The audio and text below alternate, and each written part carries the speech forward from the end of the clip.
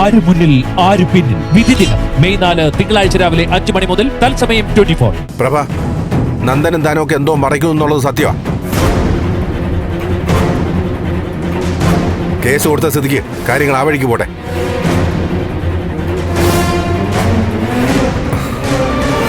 നന്ദൻ എങ്ങോട്ടാ മാറിയതെന്ന് തനിക്കറിയാമെങ്കിൽ പറ. സത്യവാ സിദ്ധു, വിശ്വസിക്കെങ്കിലും വിശ്വസിക്ക്, എനിക്കറിയില്ല. എന്റെ തലയിൽ തൊട്ട് തന്നെ ഞാൻ സത്യം ചെയ്യാം.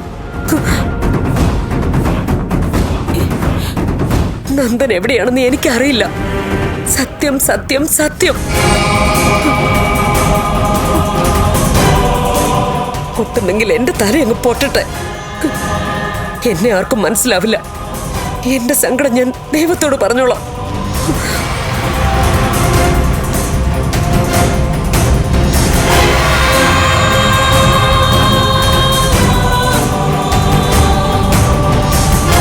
പ്രഭയ്ക്കറിയില്ല. ഇനി അവളെ സംശയിക്കണ്ട. എനിക്ക് നന്ദുവിനെ കണ്ടുപിടിച്ചേ പറ്റൂ അച്ഛാ.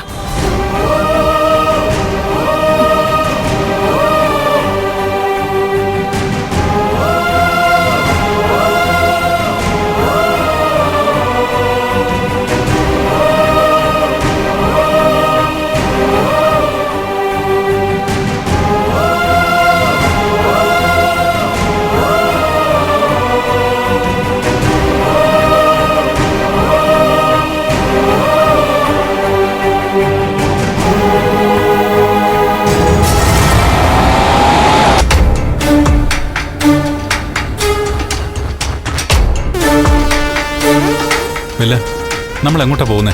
അത് പറ. നന്ദന്റെ ഒപ്പം കൂടെ വന്നതാരാ? ഞാനാണല്ലോ.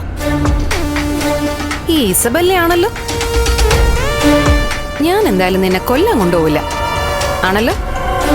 അതൊക്കെ ശരി. പക്ഷേ എനിക്കെന്തോ എല്ലാം കൊണ്ടും മനസ്സിനൊരു സുഖമില്ല.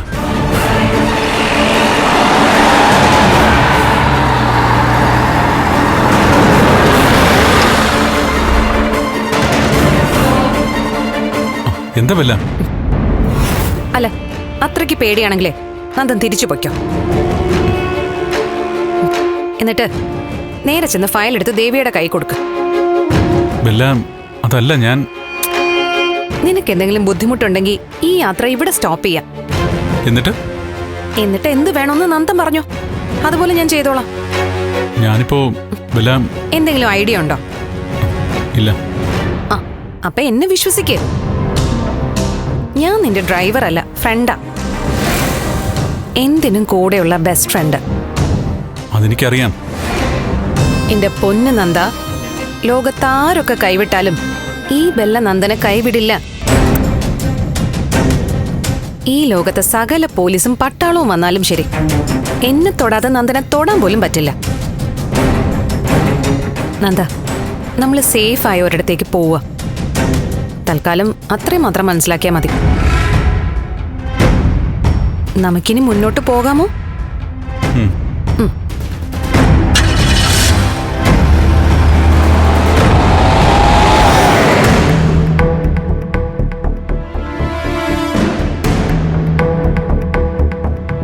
ഗൗരിജി,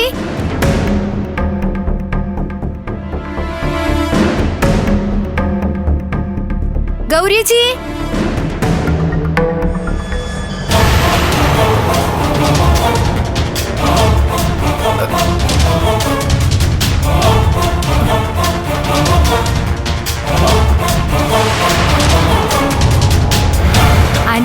ആന്റി അടുക്കളയിൽ തിരക്കിലായിരുന്നോ? നീ എന്താടി അടുക്കള പണി അന്വേഷിച്ചു വന്നാണോ? അയ്യോ അല്ല, ആന്റി നന്നായിട്ട് അടുക്കള പണി എടുക്കുമ്പോ പുറത്തുനിന്ന് ആരും വരേണ്ട കാര്യമില്ലല്ലോ. ഗൗരിയേച്ചി എവിടെ? ഗൗരിയേച്ചിയോ? ഏത് ഗൗരിയേച്ചി? ആന്റിയുടെ മരുമോള്. നീ എന്താടി എന്റെ വീട്ടിൽ കയറി വന്ന ആളാവുന്നോ? ഇറങ്ങടി പുറത്ത്. എന്റെ കൺമുമ്പിൽ നിൽക്കരുത്. എന്റെ സമനില എപ്പ തെറ്റൊന്നും പറയാൻ പറ്റില്ല. പോടി പുറത്ത്. കണക്ക് കൂട്ടൽ തെറ്റിപ്പോയല്ലോ. എന്താടി? അല്ല, ഞാൻ കരുതിയത് ആദ്യം തന്നെ എന്നെ തല്ലൂന്നാ. എന്തായാലും അതുണ്ടായില്ല. അതുണ്ടാവടി. ഇപ്പൊ നീ പുറത്തിറങ്ങി പോയില്ലെങ്കിൽ നിന്റെ മുട്ടുകാലി ഞാൻ തല്ലി ഓടിക്കും. ശരി, തല്ലി ഓടിച്ചോ ആന്റി. ആന്റിക്ക് എന്നെ തല്ലാൻ കൃത്യമായ കാരണമുണ്ട്. അതുകൊണ്ട് തന്നെ ആന്റി എന്നെ തല്ലിയാ ഞാൻ തല്ലുകൊള്ളൂ. തല്ലിക്കോളൂ. ഡീ, ആന്റി എന്ത് വന്നാലും ഞാൻ ഗൗരി ചേച്ചിയെ കണ്ടിട്ടേ പോവൂ. ദേ നോക്ക്, നിശ്ചയിച്ച കല്യാണത്തിന് കാലുമാറി നാട്ടുകാരുടെ മുമ്പിലേ ഞങ്ങളെ അപമാനിച്ചവളാ നീ. ഇറങ്ങി പോയിക്കോ പുറത്ത്, അതാ നിനക്ക് നല്ലത്. ആന്റി ഇനി എന്തൊക്കെ ചെയ്താലും എത്രയൊക്കെ പറഞ്ഞാലും ഗൗരി ചേച്ചിയെ കണ്ടിട്ടേ ഞാൻ ഇവിടുന്ന് പോവും.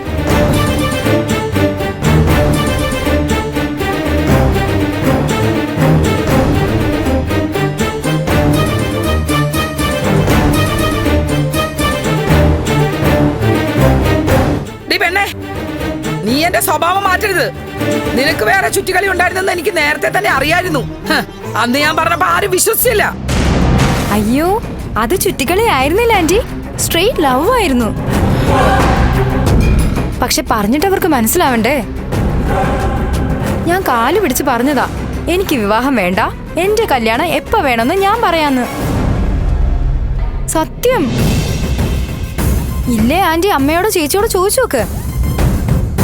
എനിക്ക് എന്റെ വീട്ടിലല്ലേ പറയാൻ പറ്റൂ, ഇവിടെ ഇടിച്ചു കയറി വന്ന് പറയാൻ പറ്റുമോ? പിന്നെ ആന്റി എനിക്കൊരു പ്രേമം ഉണ്ടെന്ന് ഊഹിച്ച സ്ഥിതിക്ക് എന്നോട് ചോദിക്കായിരുന്നു. ആന്റിക്ക് അതിനുള്ള സ്വാതന്ത്ര്യം ഉണ്ടായിരുന്നല്ലോ. പക്ഷെ ആന്റി ചോദിച്ചില്ല. അതിനിപ്പോ ഞാൻ എന്ത് ചെയ്യാനാ? ഞാൻ ആരെ കല്യാണം കഴിക്കണം എന്നുള്ളത് പൂർണ്ണമായും എന്റെ അവകാശമാണ്. അതിന് മുട്ടുകാല് തല്ലി ഓടിച്ചാലും തല വെട്ടിയാലും അതങ്ങനെ തന്നെയാ. ഞാൻ ഇവിടെ വന്നത് ഗൗരി ചേച്ചിയോട് കാര്യങ്ങൾ സംസാരിക്കാനാ. സംസാരിച്ചിട്ടേ പോവും. ഇങ്ങനെ അഹങ്കാരിയായ ഒരു പെണ്ണിനെ പാവം നവീനെ കിട്ടാഞ്ഞത് ഭാഗ്യം. അവന്റെ ജീവിതം രക്ഷപ്പെട്ടല്ലോ. കണ്ടോ കണ്ടോ, ഞാൻ കാരണം ഒരു നല്ലൊരു കാര്യം സംഭവിച്ചില്ലേ?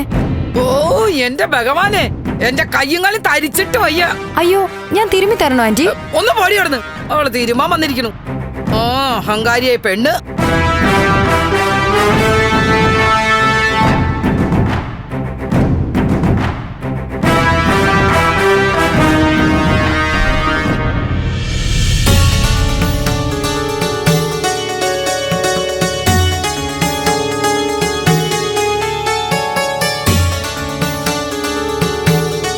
എന്റെ ദേവി, എന്റെയും ഋഷിയുടെയും ഇപ്പത്തെ ജീവിതം കണ്ടിട്ട് പേടിയാവുന്നു. ശത്രുവിനോട് പ്രതികാരം ചെയ്യാൻ വേണ്ടി മരണപ്പെട്ട ഒരാളിനെ പോലെ ഒളിച്ച് ജീവിക്കുന്നു. എല്ലാം എത്രയും പെട്ടെന്ന് നേരെയാക്കണേ. ഒരുപാട് പരീക്ഷണങ്ങൾ തരാതെ ഋഷിയെ നേർവഴിക്ക് നയിക്കണേ.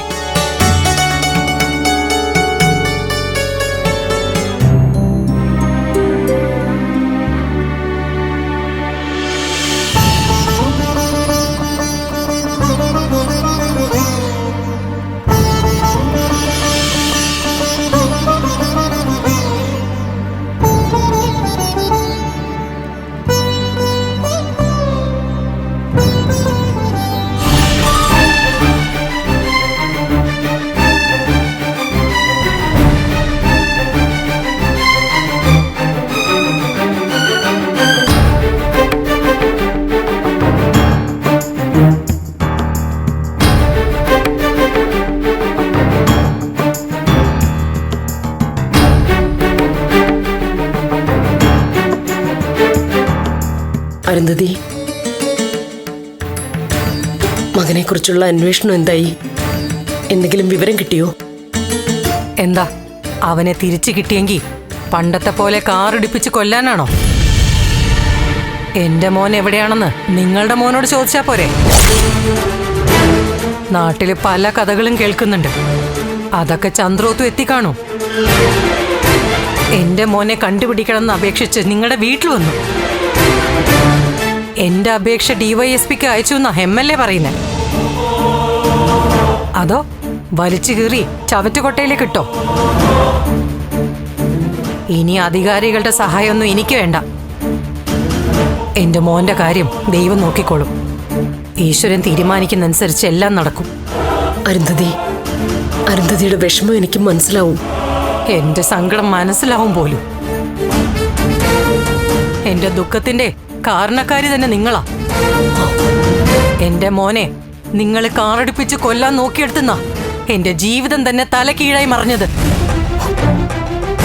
അന്നു മുതൽ ഇപ്പൊ നിങ്ങളുടെ മുമ്പിൽ നിൽക്കുന്ന ഈ നിമിഷം വരെ ജീവിതത്തിൽ സന്തോഷവും സമാധാനവും ഞാൻ അറിഞ്ഞിട്ടില്ല. എല്ലാം ചെയ്തു വെച്ചിട്ട് വിശേഷം അന്വേഷിച്ചു വന്നിരിക്കുന്നു. മകനെ തിരിച്ചു കിട്ടിയോന്ന്. കിട്ടിയെന്ന് അറിഞ്ഞിട്ട് വേണം മുമ്പ് പൂർണ്ണമായിട്ട് വിജയിക്കാതിരുന്ന കൊലപാതക ശ്രമം പിഴവൊന്നുമില്ലാതെ നടത്താനല്ലേ? അരുന്ധതി, ഞാൻ പറഞ്ഞിട്ടുണ്ടല്ലോ, ഒക്കെ അന്ന് ആ നിമിഷത്തെ ഒരു വിഭ്രാന്തിയിൽ ചെയ്തു പോയതാ. അറിഞ്ഞുകൊണ്ടല്ല, എനിക്കൊരു കൈപ്പിഴ പോലെ സംഭവിച്ചതാ. അന്ന് നടന്നതിനൊക്കെ ഞാൻ നിന്നോട് ക്ഷമ പറയുന്നു. എന്നെ ഒന്ന് മനസ്സിലാക്കണം പ്ലീസ്. തൊട്ടുപോയത് എന്റെ മോനെ കൊല്ലാൻ വേണ്ടി സ്റ്റിയറിംഗ് തിരിച്ച കൈയാത്. ആ കൈ കൊണ്ട് തൊട്ട് എന്നെ അശുദ്ധാക്കരുത്. ഞാൻ അറിയുന്നുണ്ട് സ്വന്തം കുടുംബത്തിലെ ചില കഥകള്. മകൻ കാരണം കണ്ണുനീര് കുടിക്കുന്ന വാർത്തകളൊക്കെ ഞാൻ കേൾക്കുന്നുണ്ട്. കാലത്തിന്റെ തിരിച്ചടിയാ. അന്ന് എന്നെ കരയിപ്പിച്ചതിന് ഇന്ന് നീ അനുഭവിക്കുന്നു. പാവം ദേവിക നല്ല കുട്ടിയാ. അതിന്റെ ജീവിതവും ആകെ അലങ്കോലായി തുടങ്ങിയെന്നറിഞ്ഞു. ആ ലീനയുടെ ശാപമായിരിക്കും. മതി, നിർത്ത്. തുടങ്ങി വെച്ചത് നിങ്ങളല്ലേ? വിശേഷം ചോദിച്ചു വരാൻ ആരെങ്കിലും പറഞ്ഞോ? എല്ലാത്തിനും കാരണക്കാരി നിങ്ങളാ. എന്റെ ജീവിതത്തിലെ എത്ര വർഷങ്ങളാ നിങ്ങൾ ഇല്ലാണ്ടാക്കിയെന്നറിയോ? എന്റെ കൈയും കാലൊക്കെ വിറയ്ക്ക. നിങ്ങളുണ്ടല്ലോ.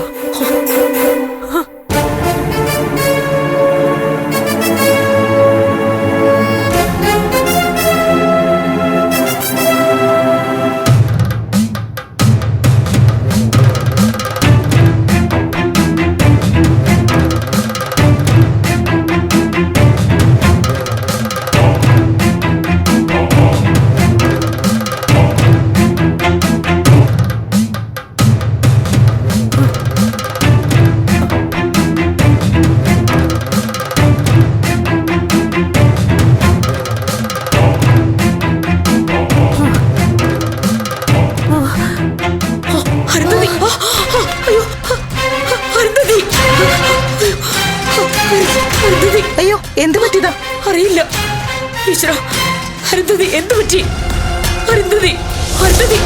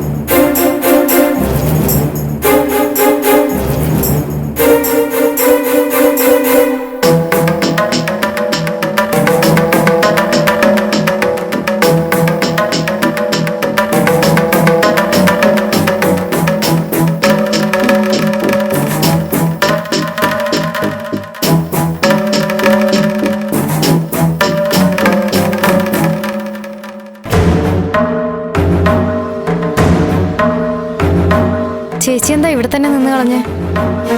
ചേച്ചി, ഇത് ഞാനാ, ശാരിക.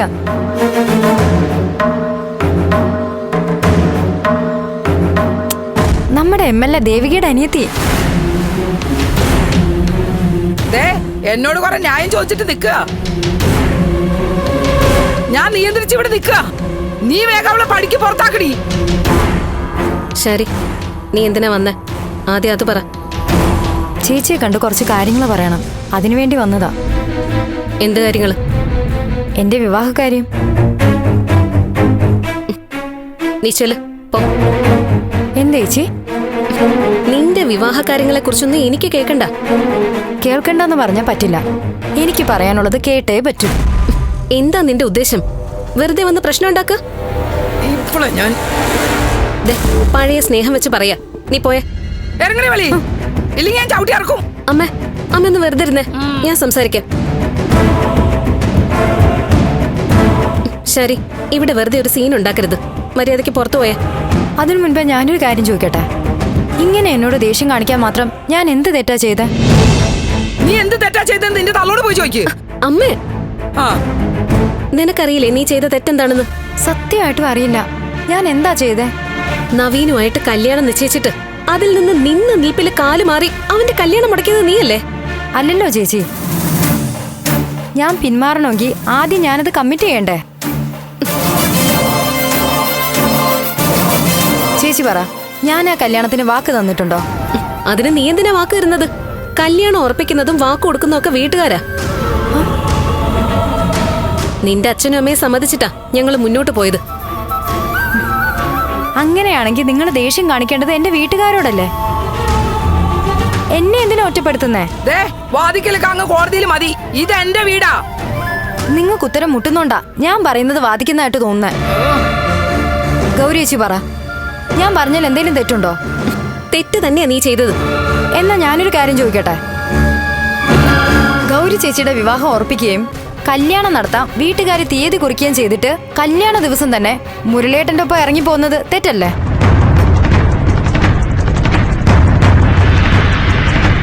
പറ, ഞാൻ ചെയ്തത് തെറ്റാണെങ്കിൽ ചേച്ചി ചെയ്തതിനെ എന്ത് പേരിട്ട് വിളിക്കും?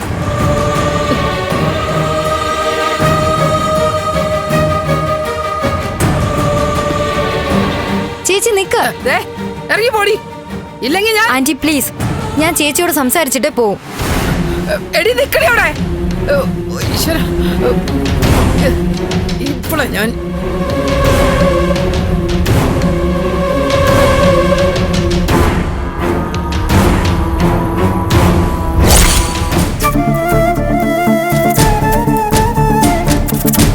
ചേച്ചിയെ ഉത്തരം മുട്ടിക്കാനോ വിഷമിപ്പിക്കാനോ ഒന്നുമല്ല ഞാനങ്ങനെ ചോദിച്ചത്.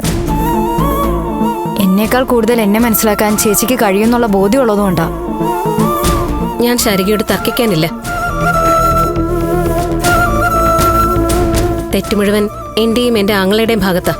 സമ്മതിച്ചു. അതെങ്ങനെ നിങ്ങൾ തെറ്റുകാരാവണത്? നീ മുറ്റത്ത് നിന്ന് കവല പ്രസംഗം ചെയ്തൊക്കെ ഞാൻ അങ്ങ് വിട്ടു. എന്റെ വീട്ടിൽ കയറി തോന്നിയാസം പറഞ്ഞാലുണ്ടല്ലോ ആ നാവ് ഞാൻ അരിഞ്ഞെടുക്കും.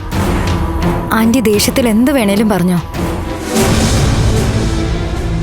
ഈ പറയുന്ന പോലൊന്നും എന്നോട് പെരുമാറില്ലെന്ന് എനിക്ക് നന്നായിട്ടറിയാം.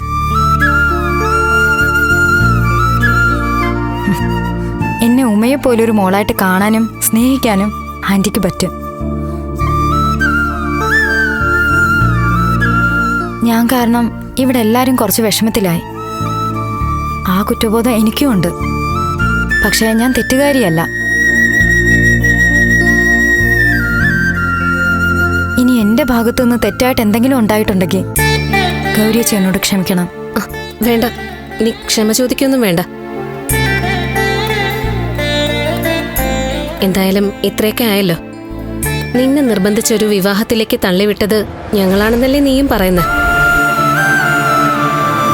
അപ്പോ ക്ഷമ ചോദിക്കേണ്ടത് ഞങ്ങളല്ലേ? നിനക്കെന്താടി ഗൗരി, ഭ്രാന്താണോ? ക്ഷമ ചോദിക്കുന്നു. ഇവളോടൊന്നും ഇങ്ങനെ സംസാരിച്ചാ പോരാ. അമ്മ മതി. ശരി, നീ ചെല്ല്. ദേവികയെ പോലെയല്ല നീയെന്ന് എനിക്കറിയായിരുന്നു. പക്ഷെ ഇത്രയ്ക്ക് സ്മാർട്ട്നെസ് ഞാൻ പ്രതീക്ഷിച്ചില്ല.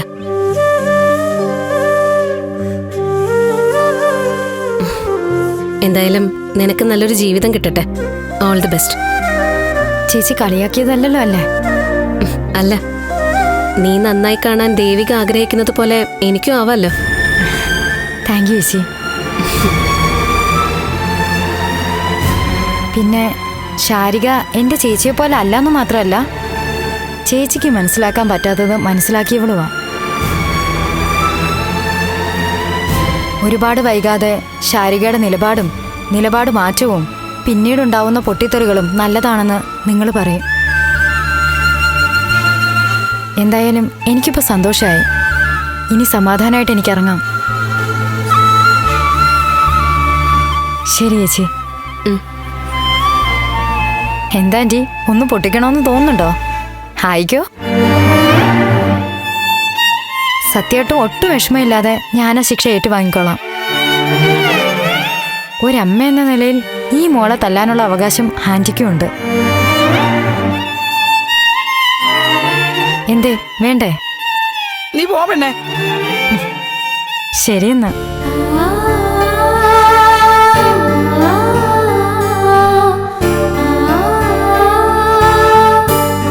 ശോ, അവളോടൊന്നും പറയാൻ പോലും പറ്റിയില്ലല്ലോ. വേണ്ടമ്മേ, ശാരിക പറഞ്ഞത് തന്നെയാ ശരി. എനിക്ക് മുരളേട്ടനെ കിട്ടിയതുപോലെ അവൾ ആഗ്രഹിച്ച ആളെ അവൾക്കും കിട്ടട്ടെ.